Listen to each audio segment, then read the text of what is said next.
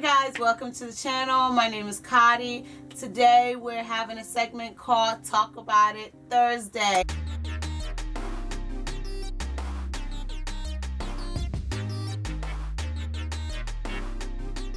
Hi guys, welcome to the channel. My name is Kadi. Today we're having a segment called Talk About It Thursday. I have my girls on the call with me. I have Nikita and Kristen. They're going to tell you a little bit about themselves. These are my two girls, my best friends, and we're going to talk a little bit about something that relates to us as Black females in America. So, Nikita, go ahead and tell us a little bit about yourself. Hey guys, I'm Nikita. I'm 27. I'm a mom. Currently living in New York. Sounds good. Kristen, go ahead and tell us a little bit about yourself. Hi everybody, my name is Kristen. I'm from New York. I'm also 27, and COVID is real now. Yes, COVID is definitely real. So yeah, my girls are in a different state compared to where I'm at. We met in college. I'm currently in Maryland and they are in New York. Ironically, they ended up living close to each other, and I'm kind of the common factor being their best friends. But we enjoy time with each other, but we all have our own experiences when it comes to being Black in America, growing up Black in America due to the current climate. So quickly, if you guys want to just chat about how you feel as a Black female in America, and then Nikita, if you want to touch on being a Black female that's also a mother raising a Black son in America. Okay. So, Kristen, you want to go first? Or you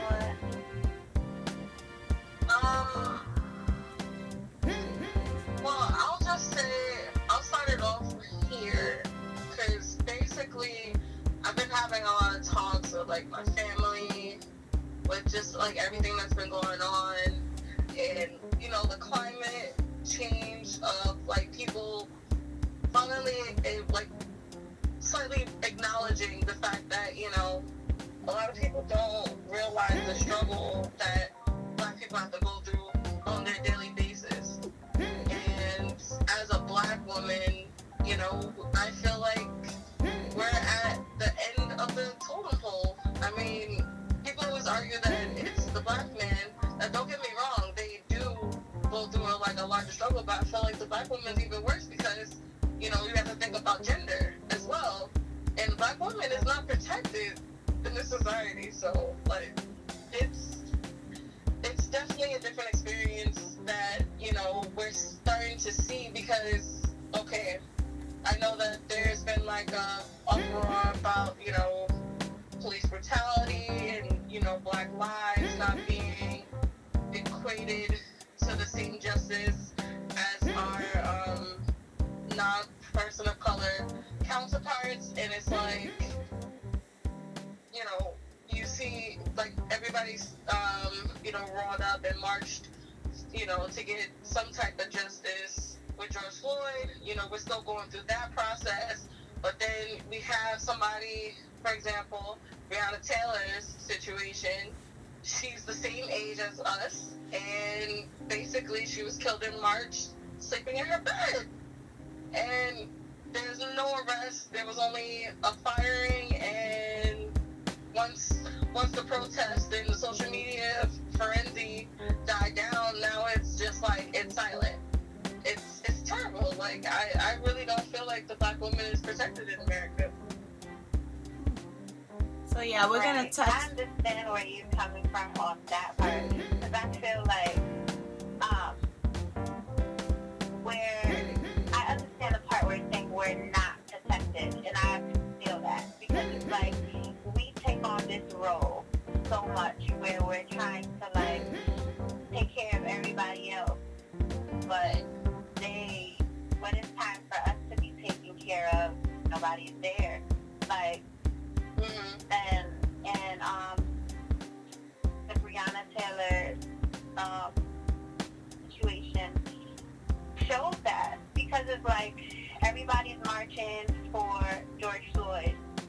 happens, we come out and we march for Breonna Taylor. And you see some men, but most of the fight and most of the protesters are us women. Like, I watch so many videos, and it's organized mainly by us. You do have men there, don't get me wrong, but I see it's a lot of women, and we're not getting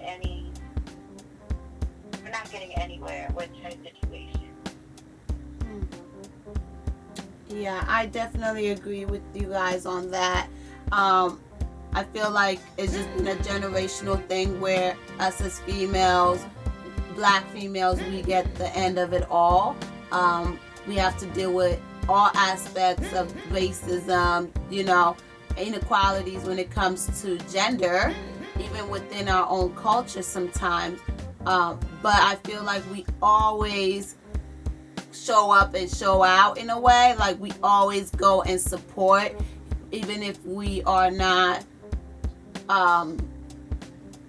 let's say, accredited for it, right?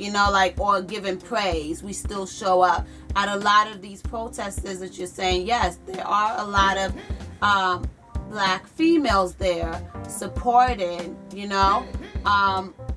I would want for us to also have that same support from our counterparts, from other black males, you know what I mean? At the same time, I truly feel like this year has shown and put in the forefront how much we are at a loss, not just black females, but the race itself. I feel like a lot of people have been lost throughout different types of things caused by racism this year. And I'm also realizing that trauma is being placed on us a lot, even though we're seeing it on TV and everything. And yes, a lot of these people are close in age with us. You know what I mean? Close in age with us. That's not a wake-up call for a lot of people, then I don't know what it is. Yeah. It's like, don't get me wrong, everybody's going to have their own movements in their own time, and, right now, our voices matter. This is, we're at ages where we're about to start raising families, or already raising families, and it's just like, is this the future that we want them to see?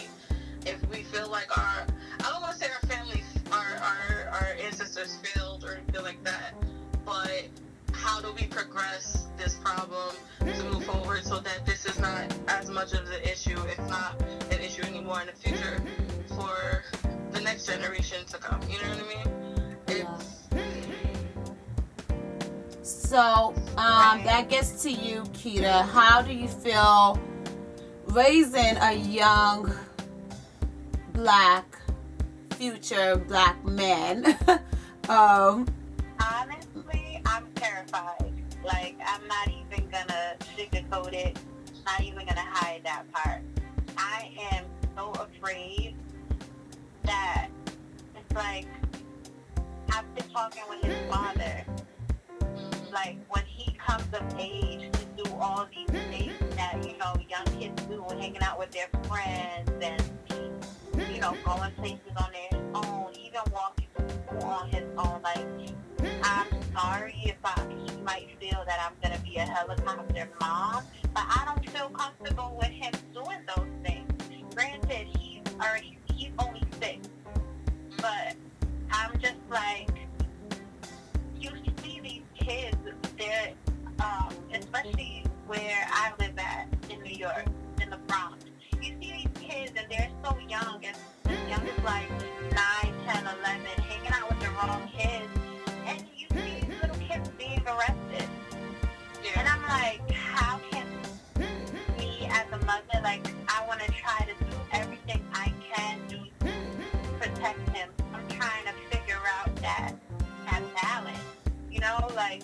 Yes, I can't smother him to death, but I need to do everything I can do to protect him. Because yes, there's that whole of you train them and you teach them. But that doesn't account for all these outside forces. You know, like his skin color is an outside force because, you know, people look at you and you're brown and they already get up in arms.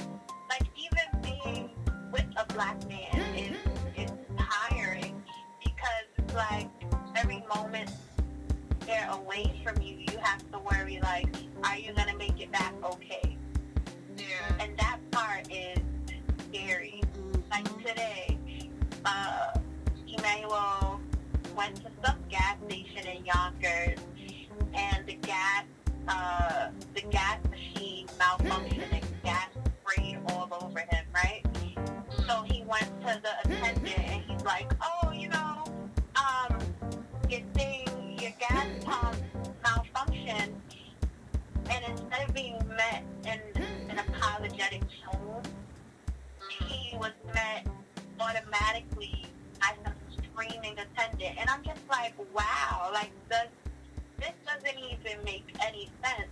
And it's crazy because he wasn't the one in the wrong. It was just an accident, like their machine malfunctioned. So the cops was called. It was so bad, like I had to drive from home all the way to Yonkers just to make sure, to make him feel kind of at ease. Like, somebody's here for me, and it took 3 cop cars. Okay. Wow. 3 cop, that's excessive. Are you kidding? 3 cop cars came. So it's him just trying to, you know, talk to the guy like, you know, can you at least give me a car wash because I don't feel safe driving with gas all over my car, and I had to take him to change his clothes because, you know, gas got all over his clothes, and it's hot. Wow. You never know. You could get in a car accident and your whole car is exposed. You have gas everywhere. You just never know. But yeah, it took 3 cop cars for one man. Wow. But I was when you see that, you get scared. But I realized that it's all, sometimes, not even about your tone, because sometimes that could go left. But we have to kind of, and it's sad that, like, we can't express ourselves. We have to, like, dance around our emotions to try to, like, dial it back so we don't come off as a threat just because we're brown. Mm-hmm. Yeah. All the time. All the time we have to numb our expression of being angry or being upset when they just go bonkers if they feel disrespected. It's right. It's such a crazy thing. And like when you're in the presence of somebody that's not black and who benefits from the privilege of either being white or white looking, it's a whole different experience. It's a whole different experience. Because it's just like, you can just see the demeanors, and it's just like, us is just like, alright, we gotta, even though we're pissed off, we're trying to be the calmest that we can be because they're already scared of us for whatever reason. Right. Or even walking into a store, it's scary now. Like, I went to CVS in Norwalk, Connecticut the other day, and I needed to return something, and that was the CVS, right? The first CVS that I saw. So because I was out and I was like, all right, let me just go exchange it or return it here. And you know, if you use debit, you can get your cash back, right? So you don't have to wait 10 business days it takes to come back. Yeah. So I get to the register and you see this woman already shaking. Wow. Like her hands are shaking. I was like, whoa, like, do I come off like rude or do I come off as if I'm a scammer? I don't know. Like, wow. I was like, if I have never experienced racism before, today was the day. Like, that's one of the most memorable experiences that I've had. It's crazy. You want to hear something funny? I had 2 friends that were in a beauty store. They They were picking out some stuff. They've been there for a while. The only thing I had my purse, and I walked into the store for 2 seconds. You know, the lady behind the counter started screaming at me saying I was stealing, and I literally stepped foot into the store. I was just like, have you lost your mind? Mind you, I stepped right in front of her counter in her view. I didn't touch anything. My hands were to myself. But she's screaming at me, accusing me of stealing. I was just like, I never went back in there ever again. I was like, I used to spend money in there a lot. And now I'm stealing. I'm just like, I don't have time. And it's so disgusting, because even when I had my retail job, you know how many people, the people that they swear is stealing is not stealing. It's the ones that sit there and talk in your face and do all this other extra stuff. It's the ones that are actually stealing. And I've seen stealing in all shades and colors, okay? From both spectrums. Wow. Like, no. That blows my mind sometimes. So how do you feel about... behavior is definitely a talk behavior, huh? How do you feel about even defending yourself? Because I feel like that doesn't even help. Because that can be twisted. It's really to speak up for yourself. Yeah. Because they automatically have that whole angry black woman stereotype. And like, your tone cannot even be at that heightened state. It can just be like at your normal tone. But they meet you at that heightened state. Like, they already start at the heightened state. And it's just like, but I'm not even there. I'm just talking to you as a reasonable person, and you want to yell and take things to the next level, and it's always calling cops, and then when the cops come, it's like, you're always wrong just because you're brown. Mm-hmm. Oh, but some of the times they're lying. They're lying, and they're freaking lying. I saw a video. There was one woman. There was 2 videos. There was one video where a guy was trying to leave his family's neighborhood. Right, there was a white woman that lived next door. She stopped in front of this man's car, would not let him leave. He's asking the lady to move. She called the cops and screamed, "Oh, he's running over me! Oh, help! Help! Help!" Yeah, I think I saw that too. Have you lost your mind? He's recording this the whole time. Yeah. But the cops are coming for him. But the lady's not on the floor. She's not hurt. She's just lying. And then there was another video of a young guy. He was driving. The woman cut him off, flipped him the bird, called him the N-word, all that stuff. And when he decided that, you know what, I'm gonna tell her that she's wrong, she started screaming bloody murder and saying, "Oh my God, I didn't do it. Leave me alone." Blah blah blah. I'm just like, you just cussed me out, called me all this, followed me for 15 minutes, but now you're screaming bloody murder. Wow. Man didn't even approach her yet. But then when she realized that he was recording, she realized her life was over because he saw her license plate. And I'm like, what, you think you're not gonna be accountable for it? Wow. And if I'm sick of people. I'm hearing people sitting there saying, "Oh, I have a black friend, or I have a black husband," and stuff like that. That doesn't equate from you just still have racist tendencies. Right, I don't care who you are, what race you come from. That doesn't excuse any behavior.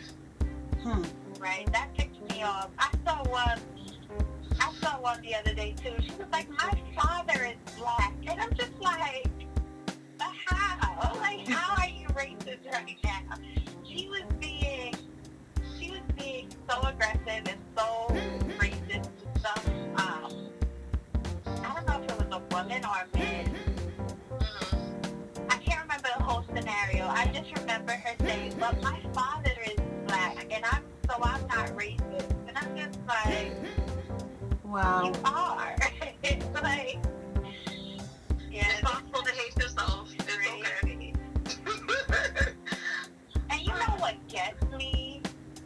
These black men that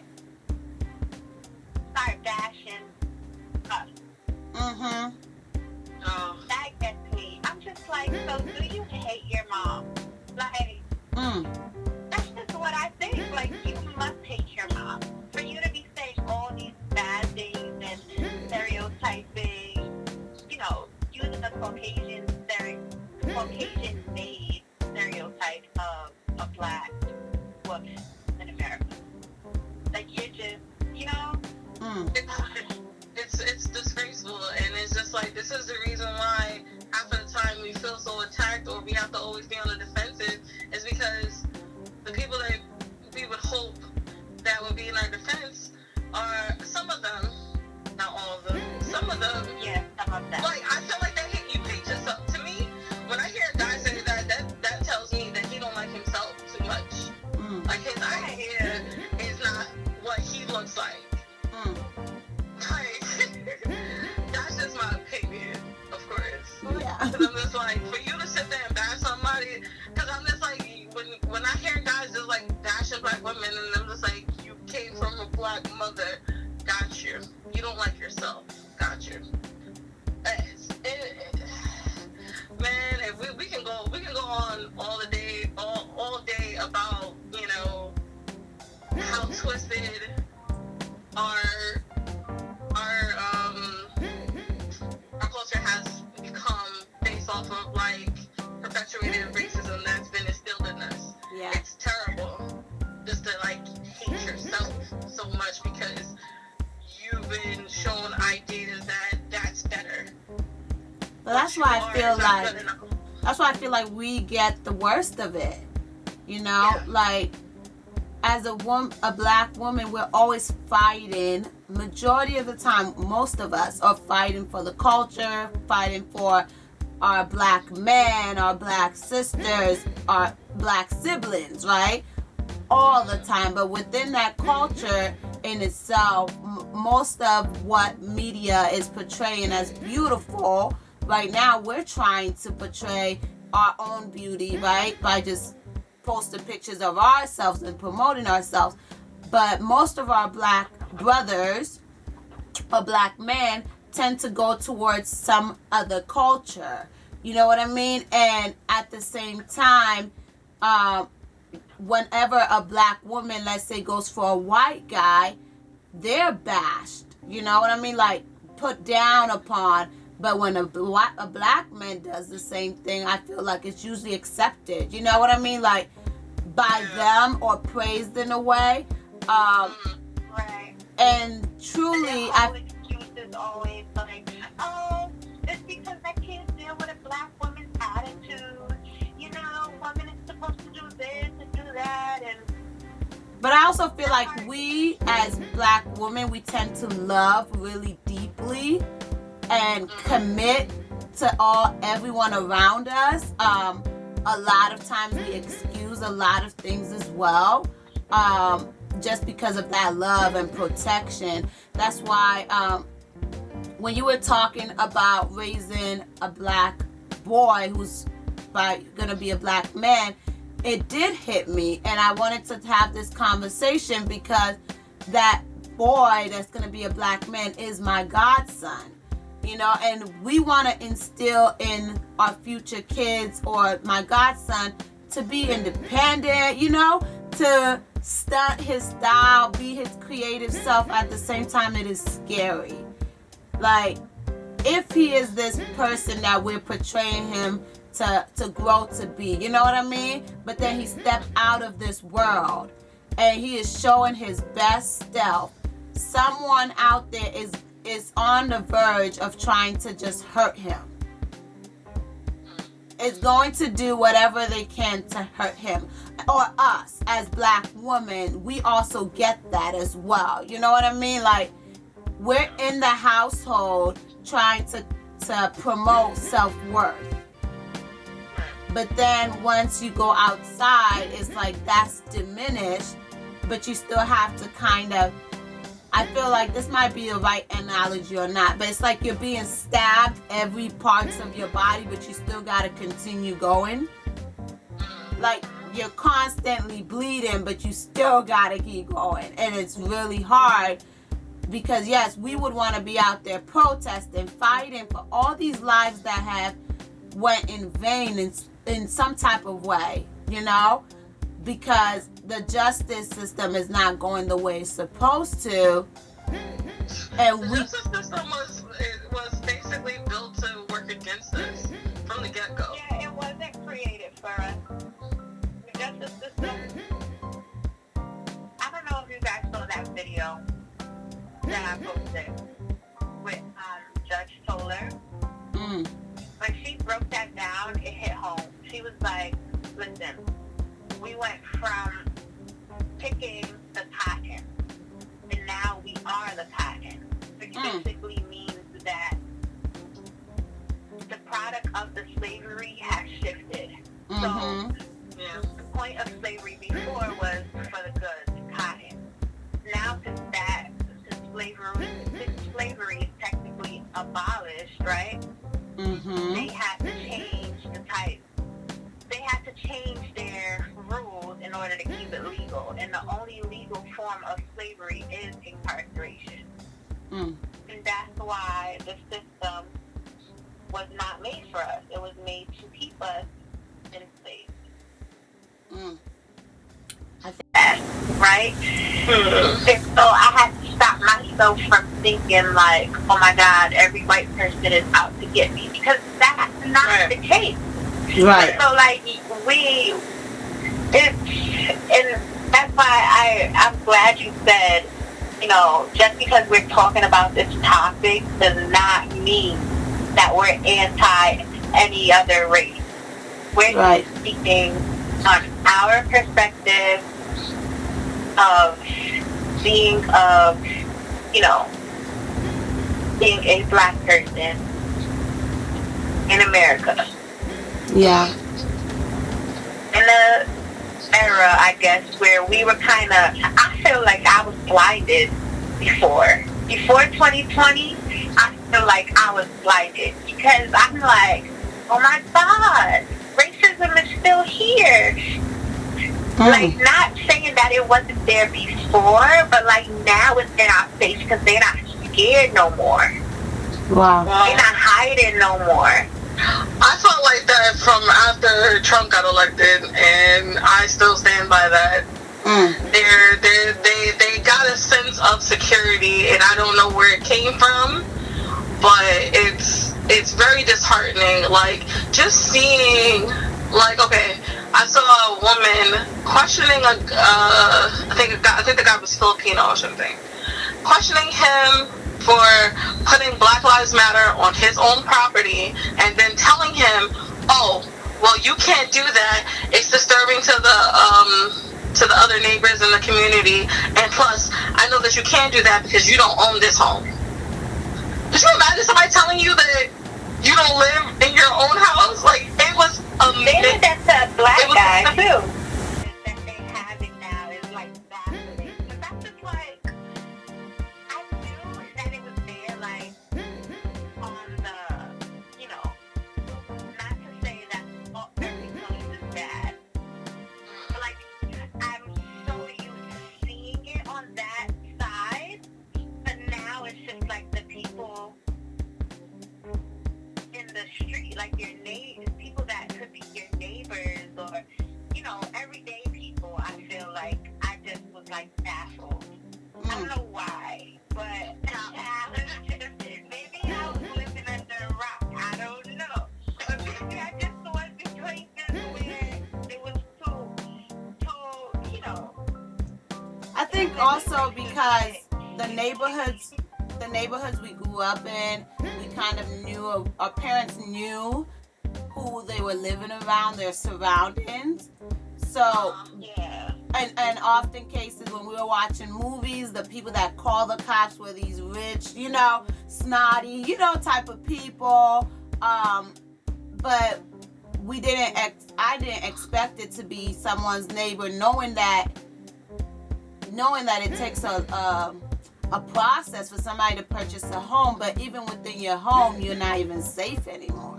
That's scary to me. Like, to feel like. It's like that story in Freeport. No, not Freeport. Valley Stream. That's like the next town over from. So you leave Queens, you leave by like where my mom lives, right? And you go to the next town over, it's Valley Stream. So that hit close to home. I was like, what the heck? Did you guys see that? Where No. The woman, I don't remember her name, but she bought this home, and the guy that lives next door to her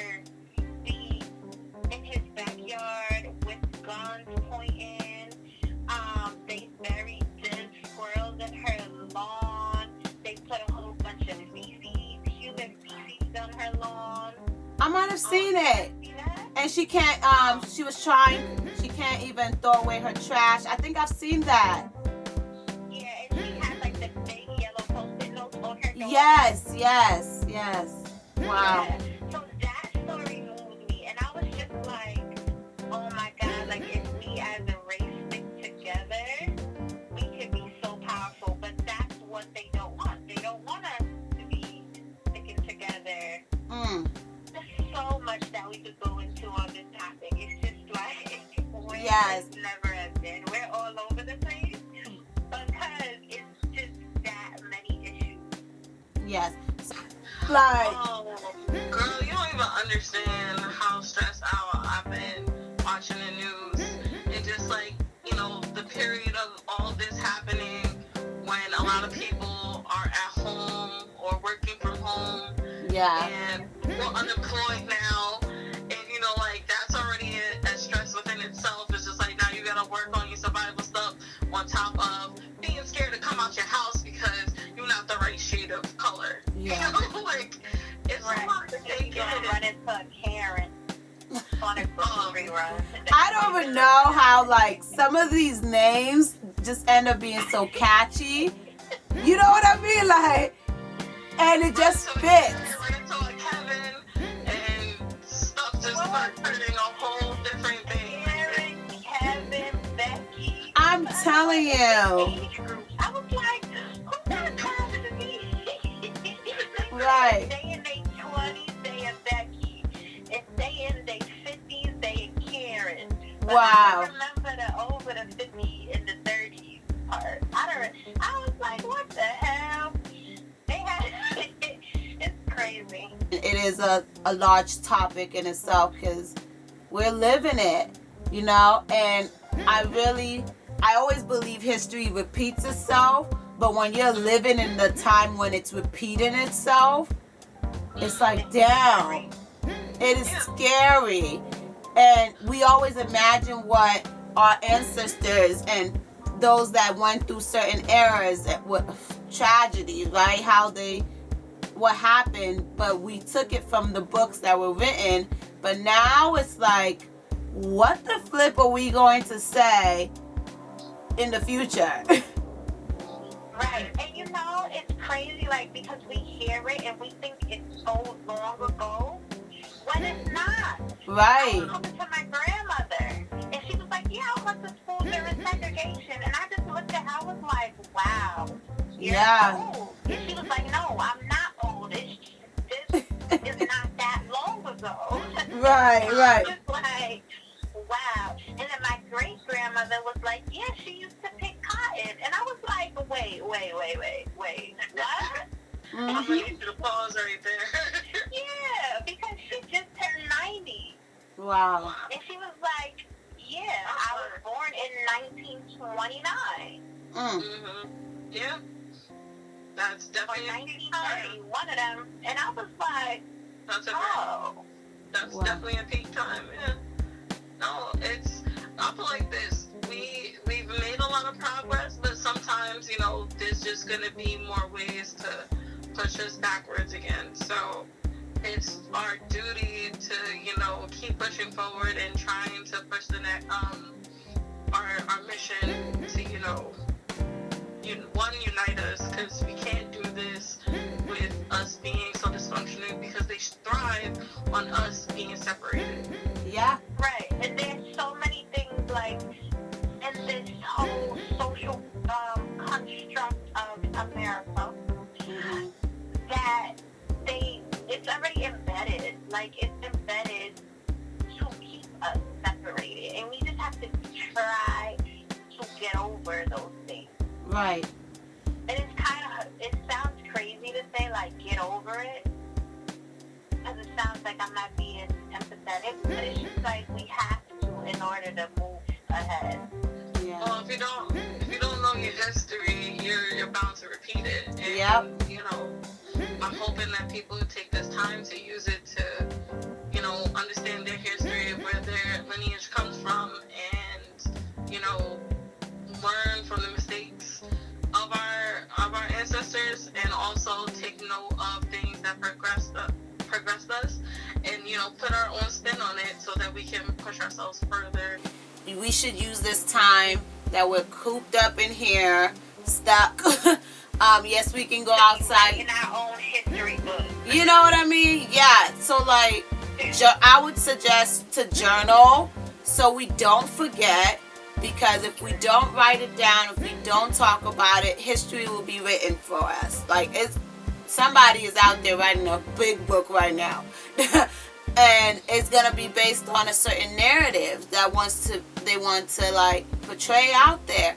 But I definitely feel like if we read and we communicate without these prejudice or biases or stereotypes, when we just meet each other from just basic, you know what I mean, and get to know each other, I think it will work out. Just to leeway with that, I was asking my parents, I was like, when you met your friends, did you ask them, do you want to be friends with me?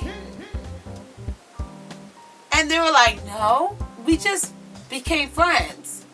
And it made me think about that.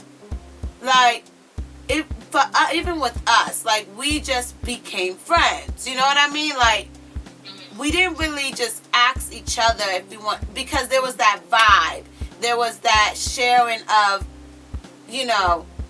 something just flourished for some reason.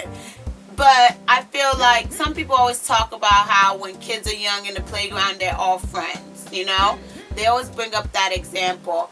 And I'm just like, okay, but not all of them are friends. No, that's not true at all. Because some kids go home and they tell their parents what happened at the playground when this one kid treated them a certain way.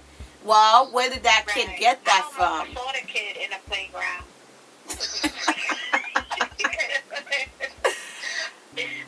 Ignore that, okay? She was trying to protect my godson. That's what it is. Not literally, but like I was like, go get your mom now. Go get your mom. Because he's gonna say, I don't want to play with you black kid. And I'm like, oh no. No. Wow. Mind you, they not white. It was not a white kid. They were a Hispanic kid. And I was just like, clearly your mama do not know that she black. Wow. Y'all just, speak a different language because y'all got dropped off at a different stop on a boat. But, we gonna talk about colorism within our own community. That's a whole different can of worms, okay? Yeah. I think that could be another topic, too, because it baffles me sometimes. It does. It really does. It was on the tip of my tongue because a few times I wanted to mention it, but I was just like, let me not even go there. Yes, we would definitely, that would be. Like, the colorism that we have in our own community is so disgusting. And I say that as dark-skinned black women. Yeah, I get in my own community, then I have to go and fight other people to tell them why I'm valuable. Like, I don't have time for that. And it all ties back again. That's one of the social constructs, that they put in place to keep us separated. Correct. Colorism. Yep. That's all part of their divine plan, But when we realize this is what I meant by once we realize this, it's up to us to now work together to change it. This way we're powerful as a unit. Yes. I think once we have the support of our own community, as well as we then add on the support of other communities, it is powerful, and right. But we can't even have a movement by ourselves. Right. Because, check all the other people taking over our movement. It was created way back when Black Lives Matter was created how long ago? When did Trayvon Martin pass? That's when I think it first emerged. Yeah, I think that's when it first emerged. It was created by Black women. Oh yeah. By 3 Black women. Now it's been taken over. I feel like because, okay, it's been created by 3 Black women. And because it's not like, people have to understand, it's not a centralized type of movement, you know what I mean? Unfortunately, those 3 black women aren't the only ones, calling shots or anything like that. Right. It's a decentralized movement because, everybody, I don't know where those ladies are from, but, they can't cover everything and move everybody, and everybody can't get the same information, so we have to have other leaders in our communities, push the movement forward. And sometimes it can get construed, and then, we have people who want to be allies to the movement, which is great, but, you also got to understand that I feel like it should be headed by somebody, or at least in each individual community, it should be headed by somebody that actually has the experience. Right. At least headed by them. There's nothing wrong with allies joining. We welcome them. We definitely have to speak on colorism within our culture and different things that relate to that, because it affects us. But one thing I truly believe as a black woman is that when we fall, we always get back up. When anything, we're always keeping on. Like, we're always on the go and always striving and fighting. And I'm truly proud of being a black woman in America. Due to the climate that we are currently in, I am still proud to say that I am a black woman from the motherland that is truly happy with her culture, truly happy to love a black man, to love my best friends that are black, to love my parents and my siblings. And I know there's more trials and tribulations, but we always overcome no matter what. And I hope you guys enjoy this video. I love everything black, and I know that my friends will agree. And we also welcome and would love to know more about other cultures as well. And we love all people as well. And we just want to say that, and I truly hope you enjoyed this video. We're going to continue our conversation. You will definitely hear from Nikita and Kristen again on Talk About It Thursday. I hope you guys like this video. Share it with your friends and family. Somebody will enjoy it out there. And if you're already part of the family, thank you for all that you do. And if you're new, please subscribe, and we'll see you next Thursday.